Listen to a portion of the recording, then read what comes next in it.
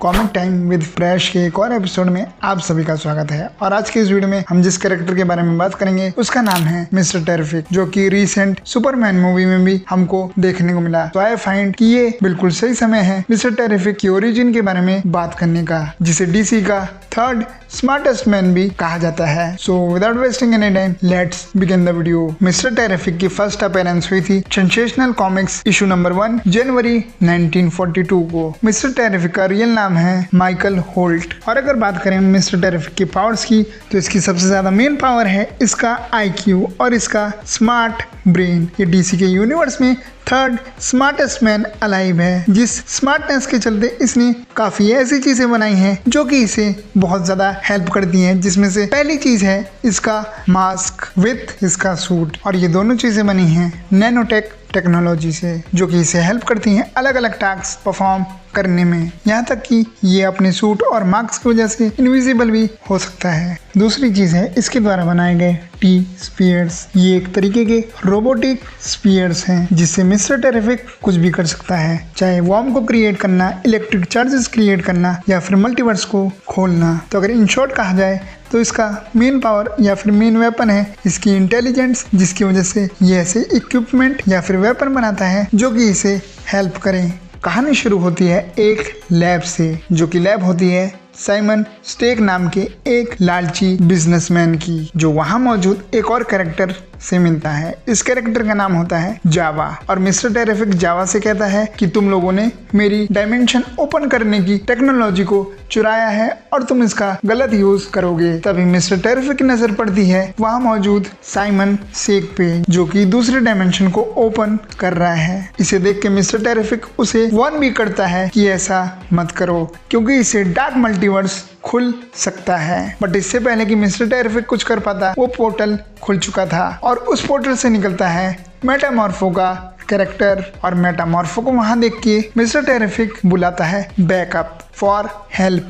और बैकअप में ये एक और कैरेक्टर यानी कि प्लास्टिक मैन को बुलाता है, जो कि काफी समय से हाइबरनेशन में आराम कर रहा था। और मिस्टर टेरिफिक जाता है मेटामॉर्फो के कैरेक्टर के पास उसे ऑब्जर्व करने, और वो नोटिस करता है कि मेटामॉर्फो की बॉडी पूरे तरीके से कवर हो चुकी है एंथ मेटल से, जो कि डार्क डायमेंशन में रहने की वजह से हुआ है। जिसके बाद मेटामॉर्फो बिल्कुल ही बेकाबू यानी कि आउट ऑफ कंट्रोल हो जाता है और सब पे अटैक करने लगता है, जिस अटैक के चलते ये पोर्टल और भी ज्यादा वाइड हो जाता है और ये पोर्टल अपने अंदर खींच लेता है plastic man, mister terrific and मेटामॉर्फो को। तभी मिस्टर टेरिफिक प्लास्टिक मैन को बोलता है कि वो एक शील्ड बना के सभी लोगों को बचाए, और प्लास्टिक मैन बिल्कुल ऐसा ही करता है। तभी प्लास्टिक मैन अपना मुंह खोलता है और मिस्टर टेरिफिक और मेटामॉर्फो को अपने मुंह के अंदर बंद कर लेता है। और प्लास्टिक मैन के मुंह के अंदर आते ही मेटामॉर्फो नॉर्मल हो जाता है और उन लोगों से माफी मांगने लगता है। तभी मिस्टर टेरिफिक को एक सिग्नल मिलता है कि इस डार्क डायमेंशन के अंदर इनके अलावा भी और कोई है।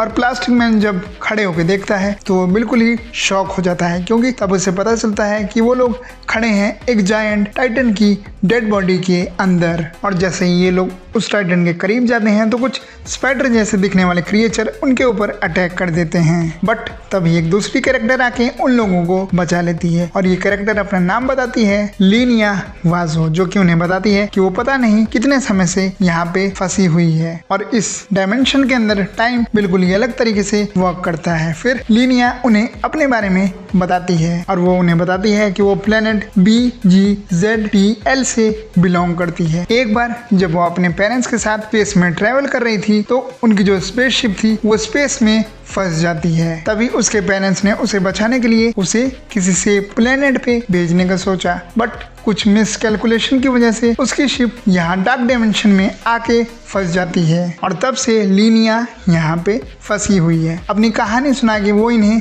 अपनी इनविजिबल होने वाली पावर्स भी दिखाती है, जिसके बाद मिस्टर टेरिफिक लीनिया से कहता है कि हम तुम्हारे मैसेज के चलते तुम्हारे पास पहुंच पाए, जिसके जवाब में लीनिया कहती है मगर उसने तो ऐसा कोई मैसेज किसी को भेजा ही नहीं। फिर ये चारों लोग उस सिग्नल का पीछा करते हैं जिस तरफ से वो सिग्नल आ रहा था। तभी उन्हें एक दूसरी स्पेसशिप दिखती है जिस शिप के अंदर से एक दूसरे कैरेक्टर का मैसेज प्ले हो रहा था। ये एक होलोग्राम मैसेज है और इस कैरेक्टर का नाम है टॉम स्ट्रॉन्ग, जो कि मैसेज में कहता है कि अगर कोई भी इस मैसेज को देख रहा है इट मीन्स मैं मारा जा चुका हूँ एंड मेरे बाद अब यूनिवर्स को बचाने की जो जिम्मेदारी यानी कि रिस्पॉन्सिबिलिटी है वो तुम्हारे ऊपर है। मिस्टर टेरिफिक पूरी सिचुएशन को समझने के लिए कि इस मैसेज का मतलब क्या है, उस एंटीना को अपने साथ ले जाना चाहता था जिस एंटीना से ये मैसेज प्ले हुआ था, बट वो इस एंटीना को स्पेसशिप से अलग नहीं कर पा रहा था। जिसके बाद चारों कैरेक्टर मिलके इस एंटीना को खींचते हैं, जिसके बाद ये एंटीना एक बहुत ही बड़े ब्लास्ट के साथ निकल जाता है। मगर इस ब्लास्ट की वजह से वो बड़ा सा टाइटन जाग जाता है और इन लोगों पे अटैक भी कर देता है और अपने आप को बचाने के लिए ये चारों दोबारा उस पोर्टल की तरफ भागते हैं जिस पोर्टल से ये लोग आए थे। किसी तरीके से ये लोग वापस अर्थ पे आ जाते हैं, बट इनके साथ उस ज़ॉम्बी टाइटन का हाथ भी इनके पीछे आ जाता है। अर्थ पे आने के बाद जब लीनिया एक कंप्यूटर को टच करती है तो वो कंप्यूटर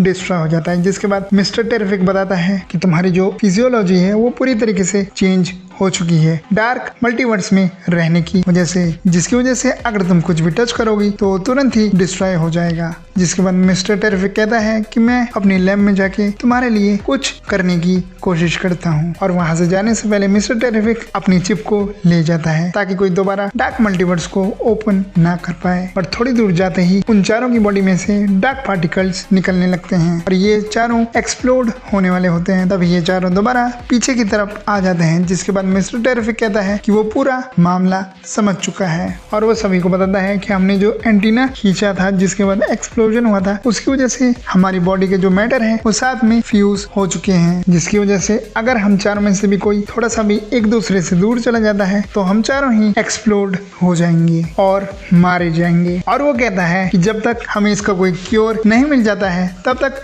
हम चारों को एक साथ ही रहना पड़ेगा। तो यही थी video about mister terrific origin and his powers. With that आज की इस वीडियो को यहीं बैंड करते हैं। मैं मिलता हूँ तुम्हें किसी और वीडियो में, तब तक के लिए थैंक्स फॉर वॉचिंग।